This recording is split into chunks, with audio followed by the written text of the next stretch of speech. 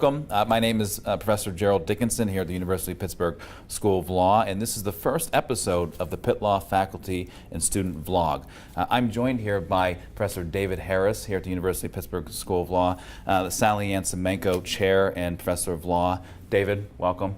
Jerry, good to be with you. Good to be with you as well. David, I like to start off these conversations with the most recent news and or accomplishment about you, and that is recently you were named to the top 20, or at least you were named the top 20 most cited legal scholar by Brian Leader in his news report. And this accomplishment is indicative of years of rigorous original scholarship having an impact on other scholars. So tell us a little bit more about that.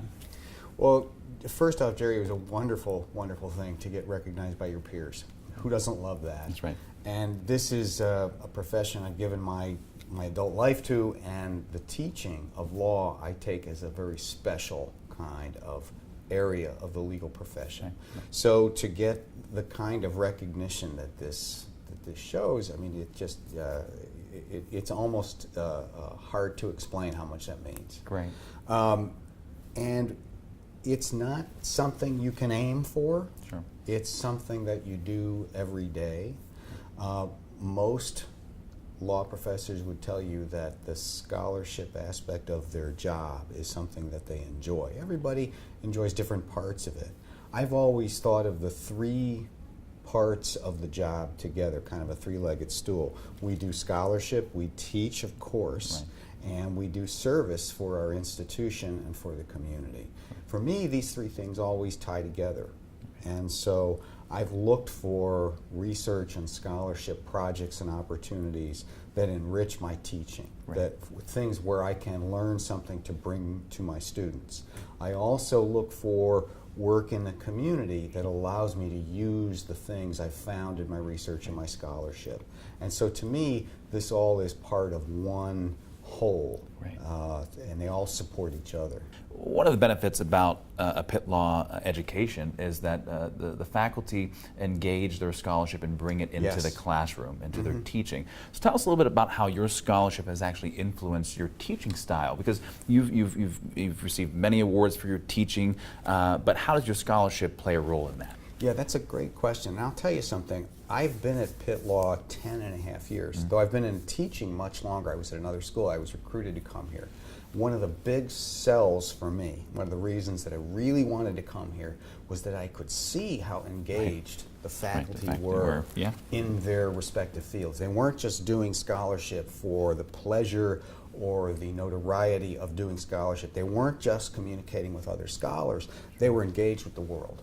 And that's how I've always wanted to do it and how I've tried to do it. So for me, this was the right community of, right, people.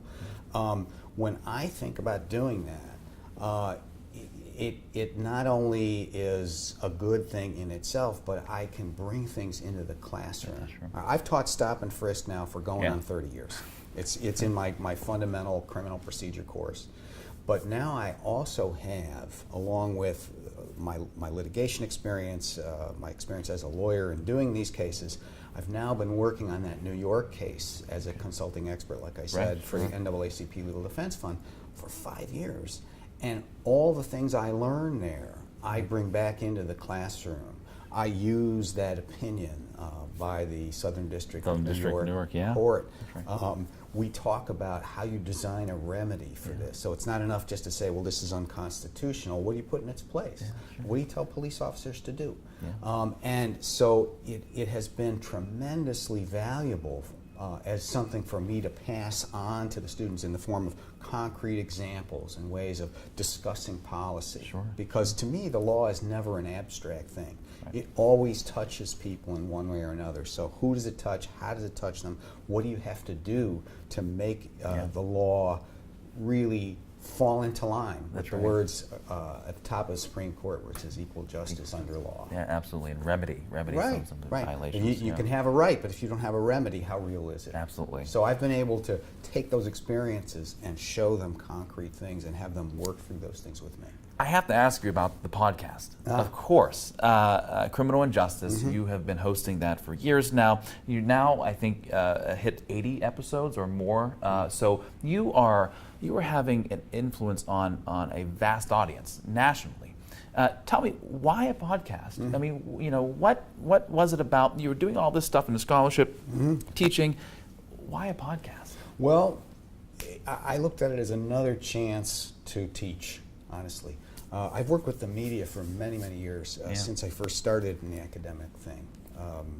And I always enjoyed doing that, helping them to understand a very complicated issue in a way that would communicate with their audiences. Yeah.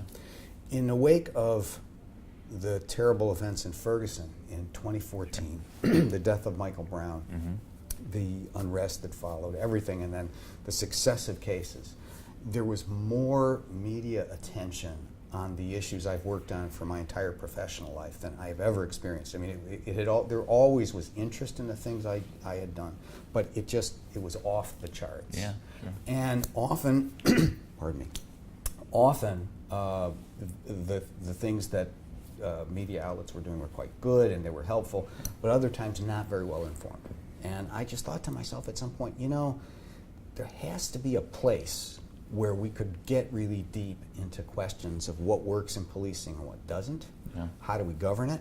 What do citizens expect? What should police be doing now in an area that seems changed? How should prosecution change? Sure. I just didn't see anything out there that took that on as one whole experience. And I thought, well, maybe I should do that. Yeah, sure. And podcasting is the ideal way to try something like that, because in antitrust we talk about barriers to entry, getting into the industry, low barriers to entry. Yeah. So I had contacts with our public radio station here, WESA. Yeah, sure. I had been on their air a lot. I went over and pitched it. Just simple as that. Just like that. Gave them a one-pager, sat down for 10 minutes. They said, wow, we'll call you. Yeah. So we see where it goes from there. But don't it won't be next week. Because I had noticed that they were launching a couple little podcasts. Okay, they're already doing it. Yeah. Okay, nothing like what I had in mind. But some, so there was interest. Yeah. Week later, they called back and said, "Can you do a pilot?" Well, David, tell us a little bit about your current projects, whether it be scholarship or on the ground, and then also tell us a little bit about where you see yourself in the next 5-10 years in terms of your work in criminal justice, on race-related issues, in law enforcement, and also immigration. Where do you see yourself, and where are you going with your work? Well, I've had a long-term project going about a case here in Pittsburgh that happened in 2010. It involved 3 police officers, Pittsburgh police officers, in a confrontation they had with a young man in the Homewood neighborhood. Yes. The young man's name is Jordan Miles. And I've been working on that for quite some time. And I think I'm going to bring it home this year, and I'm going to get it out there. The book, the core of the book will be to show what went wrong, not only in this one incident, and thank God the young man lived through it, unlike some of the other tragic cases we hear so much about.